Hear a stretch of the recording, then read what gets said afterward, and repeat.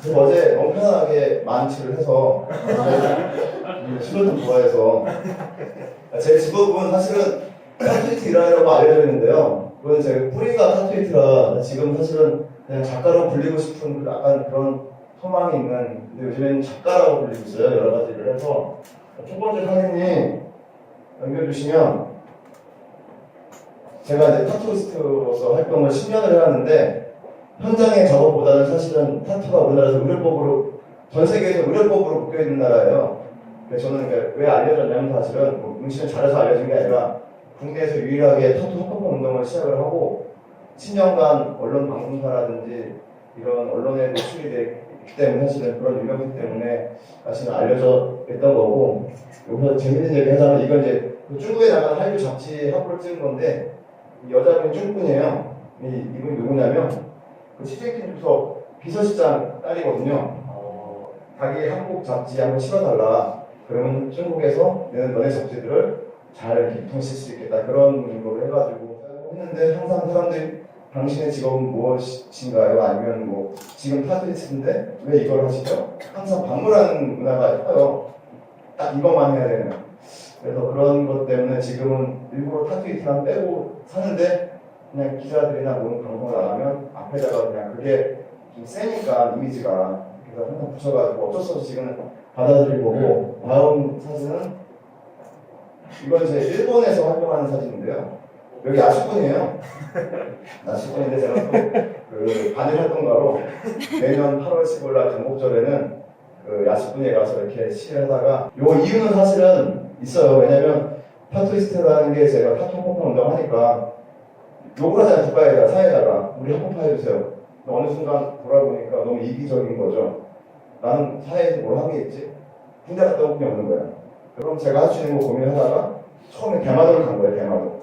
대마도 가서 직접 제 몸에다가 독도를 새기고 기자를 사칭해서 대마도 시청 들어가서 또 대마도 시청에서 그 간부를 만나서 인터뷰를 하고, 왜 독도를 너네 땅이 하냐? 우리 땅인데 어디서 왔냐? 한국의 기자다, 문화부 기자다. 그래서 대마도에 시위를 하고, 그렇게 시작을 해서 한 번 하면 쇼잖아요. 사실은 제가 사실은 사회적으로 타투 합법화 운동을 하면서 사회가 싸운 게 아니라 타투 시대에 싸웠어요. 왜 뭐든지 집단에서 이거 눈에 띄면 사기꾼이 돼버려요. 저 사람 저거 언론 플레이에서 돈 많이 돈을 벌어본 적이 없어요. 제 지키고자 신념이 있었어요. 근데 사람들은 모르죠. 한 번도 안 본 사람들은 소문이 나서 이라는 사람은 TV 나와서 그거 유명세 해가지고 합법화 운동을 쏘고 몇천만씩 번다라는. 근데 사실은 어디서도 못 내고 하면서 대부분 하는데, 근데 그걸 제가 10년을 하니까 이제는 좀 개편이 생기고 시위를 하다가 잡혀가고 이런 식으로 해서 그렇게 반일할 건 아니죠. 일본이라는 정부 정책이 싫은 거지. 일본은 뭐 친구도 있으니까 그냥 한국 문화 뭐 이런 독도 이안도 신사참배를 알리는 그냥 운동가라고 생각해 주면 되고요. 다음은 이제 제가 이제 여행을 합니다. 여행. 이건 이제 39살부터 40살 2년 동안 우리나라를 걸었어요. 한 번도 전 일해본 적이 없어요. 직장 생활 해본 적도 없고, 남이 돈 해본 적도 없고, 땀 흘려서 일해본 적이 없는, 사실은. 그러니까 어떤 일이 다 가치가 있겠지만, 그 노동의 가치에 대해서 느껴본 적이 없는데, 10만 원 갖고 떠났어요. 또 하나는, 과연 내 몸이, 이런 직업 갖고, 노출돼 있잖아요, 이렇게. 10월 동안 걸었거든요. 그런 사람들과 내가 소통할 수 있을까? 내가 작가로 산다면, 세상을 책으로 배우는 게 아니라, 미디어로 보는 게 아니라, 내가 현장에서 저 사람들과 내가 설득을 못 시키면, 어떻게 내가 하고 싶은 사진을 그림을 그릴 수 있을까 생각하고 인형을 걸었어요. 그래서 솔직하게 다가서 처음에는 밥을 얻어먹으면 목장갑 끼고 안 했죠. 목장갑에 걸리면 밥을 안 줄까. 밥을 먹다가 벗으면 놀래시고 어르신들이. 네, 그래서 그 목욕탕에서 청소도 하면서 그렇게 인을 돌아왔어요. 그래서 앞으로도 살면서 꿈이 여행을 하면서 살고 싶은 그런 꿈. 그래서 이제 여행가로, 이럴 때도 여행가를 드리고요. 또 하나 다음 사진은 이게 영화를 제가 만들었어요. 어느 날 다큐멘터리 섭외가지고 왔는데 다 자기들이 섭외해놓고 중간에 끊긴 거예요. 왜냐면 위에 높으신 분이 그걸 보고 나서 PD한테 어떻게 국가공영방송에서 타투 합법화 운동하는 사람 다큐멘터리 인간극장 같은 걸 찍냐. 나한테 허락 없이 새끼 작가가 문제 하나로 안 될 것 같습니다. 이렇게. 그래서 그때 자기가 내 인생이 공중파에서 이렇게 섭외당하고 이렇게 모셔달라는 사람인가? 내 삶이? 그러면 내 이야기를 내가 해야 되겠다 해서 그때 타투샵에 있는 모든 돈 대출받은 영화를 찍은 거죠.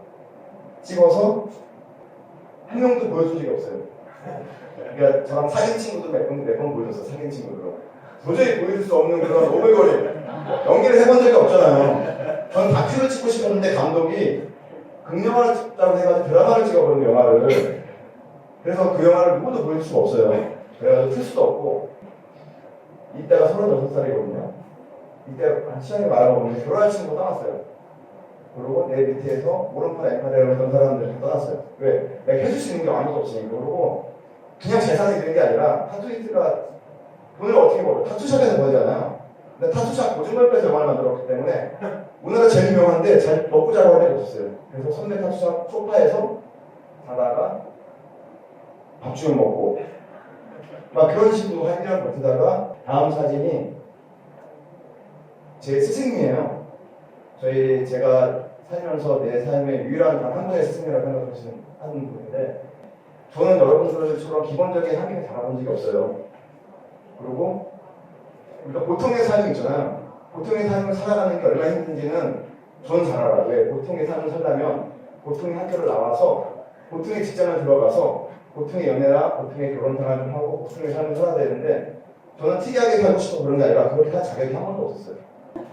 문신이라는 거는 사실은 여러분들이 지금 어떻게 생각할지 모르겠지만 지금도 사실 평생도 있고 뭐 호불호가 갈리고 이 직업에 대해서 지금이야 뭐 타투이스트라는 뭐 이렇게 합성어도 있어서 무슨 예술가다 이렇게 하지만 예전에는 띠쟁이, 문신쟁이 그다음에 이제 약간 건달들이 쉽게 잡아서 문신시키고 하는 고난주의 이렇게 하는 그런 직업이 1세대 문화가 그래요. 왜냐면 깡패 문화이기 때문에 이게 근데 이거를 숨기고 했어요. 창피해서 그냥 건달 주시는데 아무 얘기가 안 했어요. 너무 창피해서 6개월 만에 걸렸어요. 친구한테 현역 건달한테. 근데 그만두려고 했는데 억울해서 사실은 이제 길거리에서 문신 한번 하고 지역 가던 날 열받아서 하려고 했는데 그때가 이게 모든 기자들이 그걸 기사를 터뜨린 거예요. 제가 그래서 이제 해서 근데 제가 사명감이 뭐가 있어요. 문신을 애초부터 하려고 한 게 아니었기 때문에 그렇게 그냥 간단한 이명세를 하다가 3년 정도 지났을 때 전화가 온 거예요. 여기 김종만 선생님 사무실인데 근데 그때 선생님께서 이 당시가 무슨 뭐라 그랬냐면 솔직하게 선생님 그래서 제가 이제 문신 3년 차입니다. 방송 때문에 이렇게 여론 때문에 유명해졌지만 선생님한테 해드릴 자격은 없습니다. 그래서 제가 좋은 선배들을 소개시켜줄 짬밥은 능력은 되니까 선생님이 한마디 하신 게 라니야 얼굴도 안 맞았대요. 라니야 넌 선생님이 최고라고 생각하냐 아니라고 생각하냐는 거예요. 뭐라고 그래 내가 최고가 아닌 것 같긴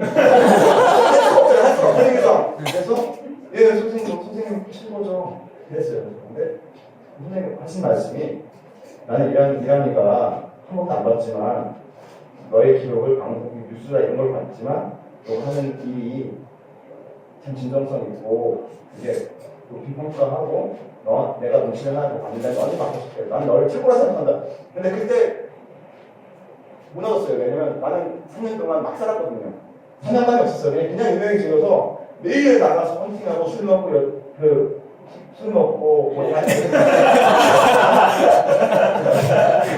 잘못 배워서 그래서 하다가 건데 우리는 존재가치 없는 학생들이었어요. 맞은 인기였군요. 근데 누군가한테 너 괜찮은 사람이다. 나도 그럴 수 있네.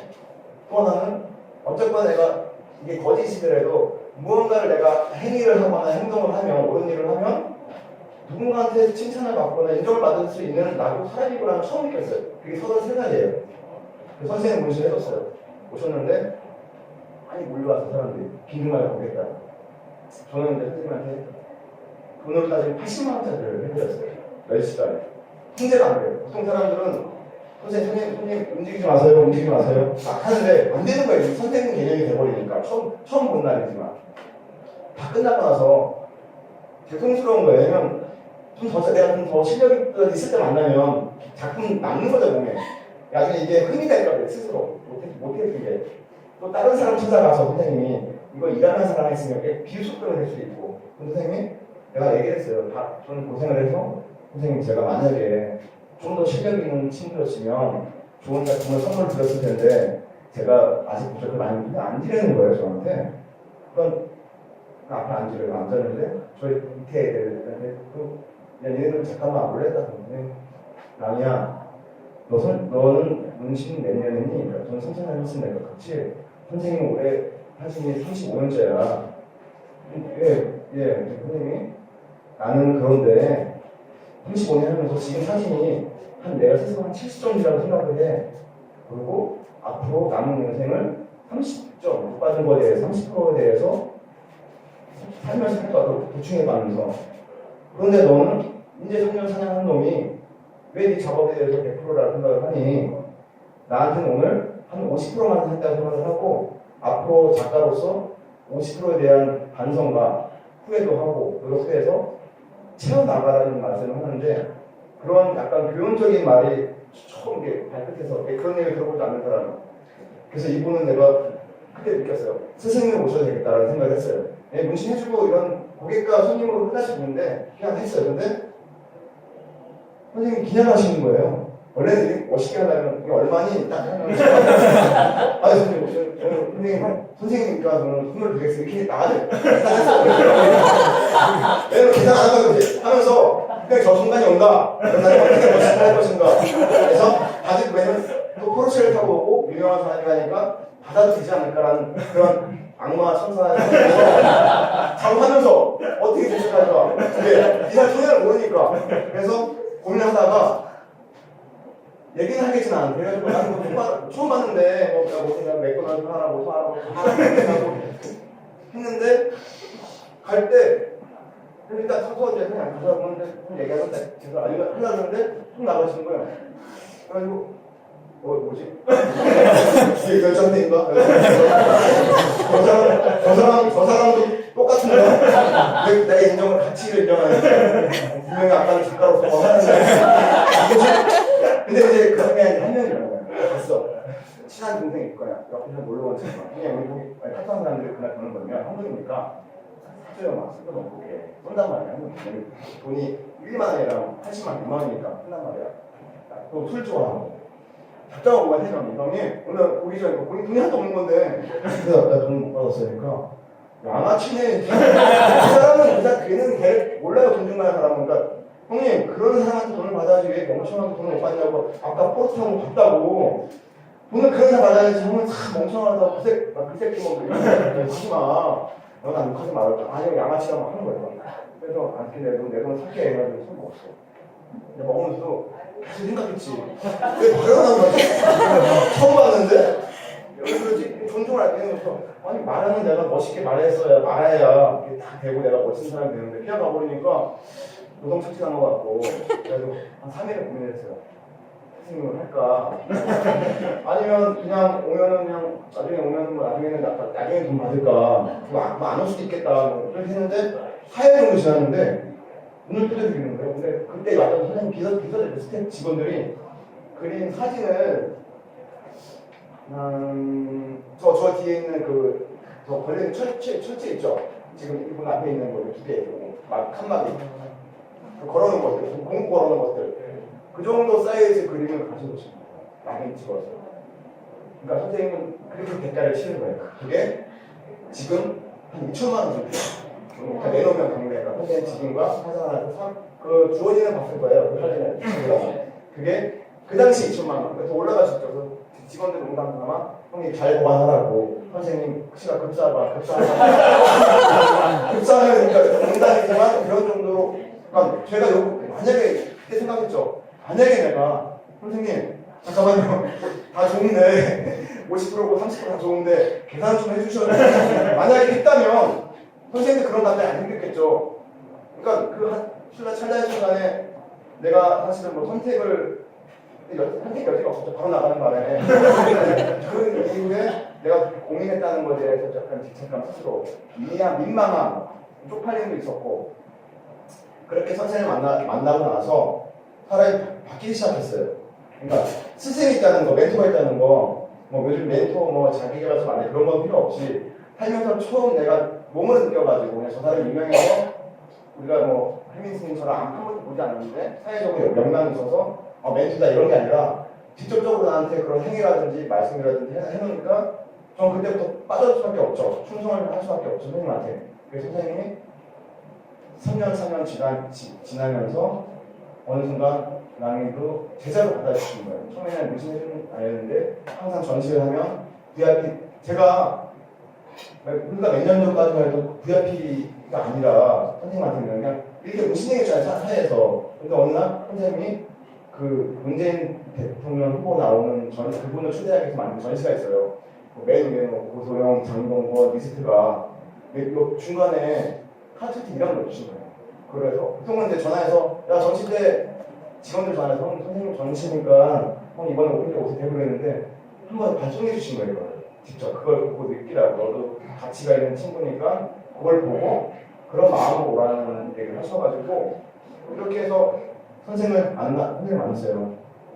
그래서 저한테는 아주 소중한 분이시고 그 다음에 이제 제 꿈이 사실은 이제 앞으로 사진을 찍고 싶은 게 있어요. 여기서 이제 마무리를 해야 될 것 같은데 꿈이라는 게 저는 사실은 없었다고 얘기했고 흘러가는 데 살았는데 제가 하는 일들이 뭐 타투 쪽에서 합법화 운동, 아트 디렉터로서 타투 전시 같은 거 컨벤션을 주최라고 했던 것들은 그냥 저는 일이었어요. 근데 제가 꿈이 생긴 게 38살 때 영화만 하고 도보여행 떠나기 전에 세부를 갔어요. 세부를 갔는데 10만원 거지가 돼서 갔어요. 한국으로 들어오자마자 다 개신당하고 마누라가 떠나는데 한국에 살 의미가 없잖아요. 선생님한테도 얘기 안 하고 가족한테도 얘기 안 하고 빈민가로 들어갔어요. 필리핀 세부로 10만원 현금을 들고 저가 비행기 표를 어떻게 구해서 근데 할 수 없으니까 한 30도 40도 되잖아요. 그러면서 매일 걸었어요. 그때 할 게 없으니까 지인이 밥을 줬어요. 다이버 샵을 하는 해병대 후배가 밥을 줬어요. 근데 밥을 주고 선배니까 일을 안 시켜요. 일을 어려워서. 그러니까 아침 주고 점심 주고 저녁 주는데 할 게 없으니까 낮에만 돌아다녀요. 뭐 돈도 없으니 돈도 아까나 10만 원 없으니까 그건 어떻게 될지 모르니까 안 쓰고 하루에 10km, 20km 걷다가 빈민가를 가게 됐어요. 빈민가 사진을 한번 보여줄까요?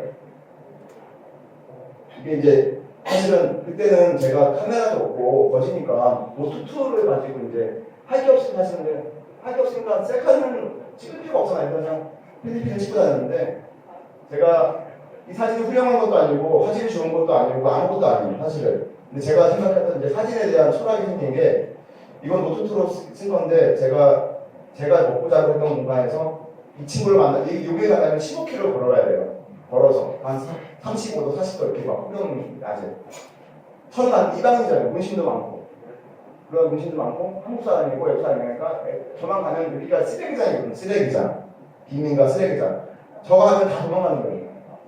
그 다음에 또 가면 도망가고 일주일째 몇 명 도망가고 안 도망가고 한 보름째 됐을 때 이 친구가 이게 벌어진 의자인데 거기서 날 숨어서 보는 거예요. 이렇게 안 도망가고 그래서 그냥 저도 도망갔다가 조금씩 더 가가지고 찍었는데 안 도망가더라고요. 그래서 귀국하기 전까지는 나중에 이제 너 몇 살이니 간단히 한번 해가지고 몇 살이니 내가 꼭 돌아올게 너 찾을게. 근데 2년 뒤에 갔는데 못 찾았어요. 왜냐면 못 찾죠. 어디 사는지 모르고 얘네들이.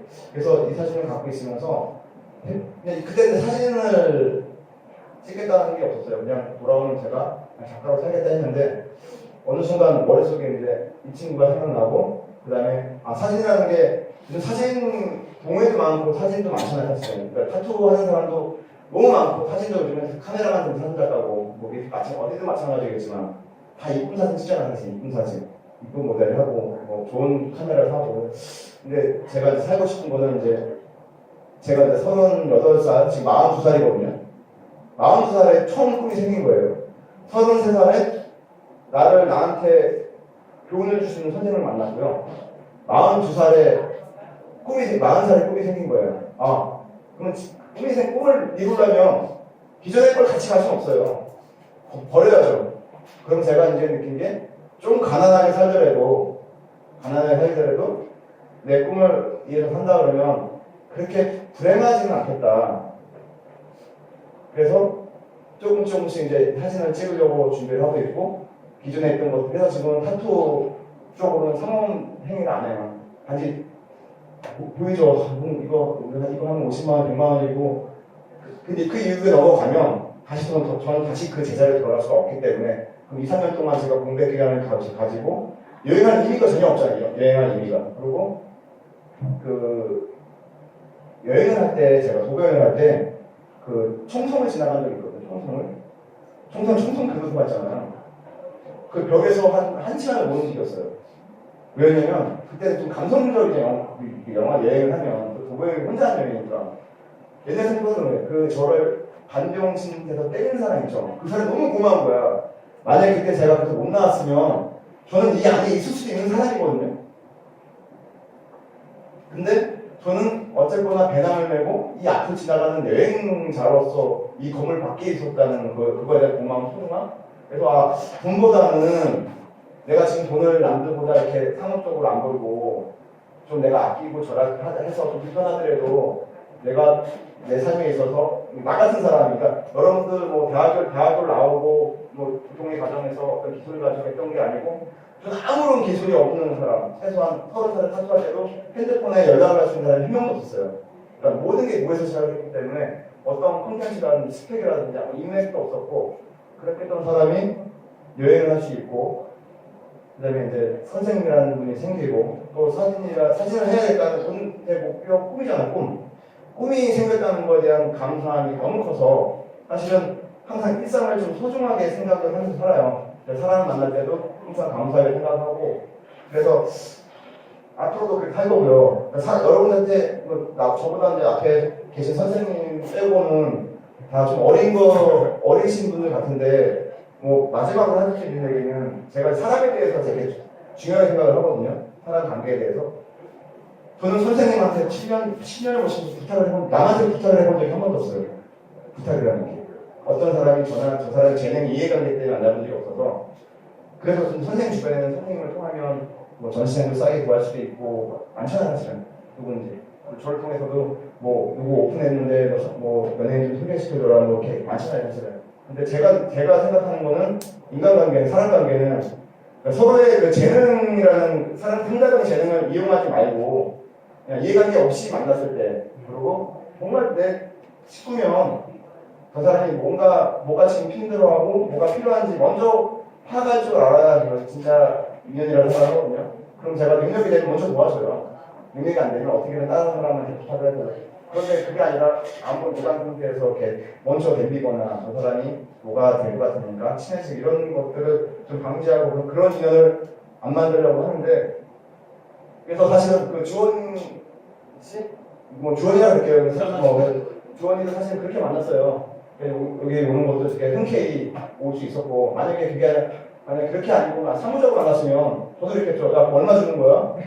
얼마 줘? 끝나고 뭐 줘? 뭐 해줘? 근데 이 사람에 대한 진정성을 알잖아요. 지금의 모습이 아니라 얘가 지금 이 꿈속이라는 걸 해왔던 걸 저는 봤어요. 안에서 모르니까 이 친구에 대해서 이 친구는 참 소중한 길을 가고 있구나. 자기의 그 가치관을 따라서 진정성 있게. 그러니까 여러분도 오늘 제목이 사실은 청춘은 나이가 아니다라는데 아까 사회자가 물어봤어요. 사회자 사전 공부할 때 청춘이라고 뭐라고 생각하냐. 근데 제가 이거 청춘은 사실 나이는 아닌 것 같고요. 그러니까 아까 먼저 선생님도 똑같은 말을 하셨는데 60 넘은 계신 분이 열정적인 삶을 그 가치관을 가지고 사는 청춘이고 PC방이라든지 노름방에서 20살, 30살이 아무런 목표의식도 없고 그런 게 없이 사는 사람은 청춘이 아니죠. 그렇죠? 그러니까 페인이죠. 그러니까 청춘이 무조건 정답은 20살, 30살이라고 청춘이 아닌 것 같고요. 그러니까 저도 지금 청춘이라고 얘기를 하고 다니거든요. 그냥 뭐 80살 되도 청춘으로 살고 싶고 그때도 청춘 할 때가 되겠지만은 그렇게 살고 싶은 거니까 여기 계신 분들도 무슨 직업을 가지되 좀 이렇게 100가지 세상이 있으면 지금 청춘들은 한 5가지 세상을 하는 것 같아요. 그 안에서만 서로 싸우고 목표도 똑같고 꿈도 똑같고 뭐 국어공무원이라든지 뭐라든지 이렇게 정해놓고 근데 살아보니까 5가지 세상보다는 95가지 세상이 지금 다 무방비 상태고 누구나 들어올 수 있는 그런 열려있는 공간이 있는데 너무 작게 시선을 바라보는 것 같고 제가 사실은 문신 있죠. 이게 하는 게 말로는 억울해서요. 사실은 이게 뭐냐면 이게 눈이에요. 이번에 나방이고 한 이유가 있어요. 40살에 있었다. 한 이유가 지금처럼 논만큼 이게 불나방이에요.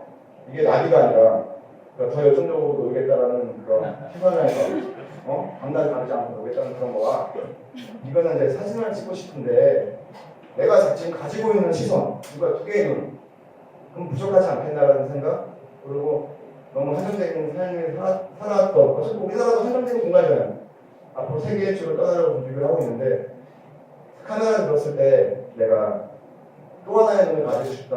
또 하나의 눈으로 세상을 좀 더 다르게 보고 싶다라는 거를 내 40살에 새겼어. 제 몸에 새겼기 때문에 계속 또 그렇게 살고 싶고 또 하나의 눈 앞으로는 더 지금은 3개의 눈이지만 앞으로 10개의 눈이 될 수도 있고 또 100개의 눈이 될 수도 있고 그러다가 그런 데 무시할 수 있죠. 눈을 막 새기려고 그랬는데 너무 무서워서 그러니까 여러분들도 지금의 충분한 가치가 있는 직업과 무슨 삶을 살겠지만 좀 더 이렇게 모험이라든지 여행도 좋고요. 좀 남들이 쉽게 안 하는 것들, 못 하는 것들, 그렇게 해야지만 그게 기록이 되고 내가 처음 주자가 되는 거잖아요. 그러면 그거는 그 앞에서는 미친놈 소리 듣고 또라이 소리 듣지만 훗날 그게 쌓이면 하나의 아티스트가 되고 여러분들이 지금 이제 저는 40살에 그래서 책을 쓰는 건데 목표가 여러분들도 만약에 5년 뒤에 10년 뒤에 목표를 내가 내 인생을 한번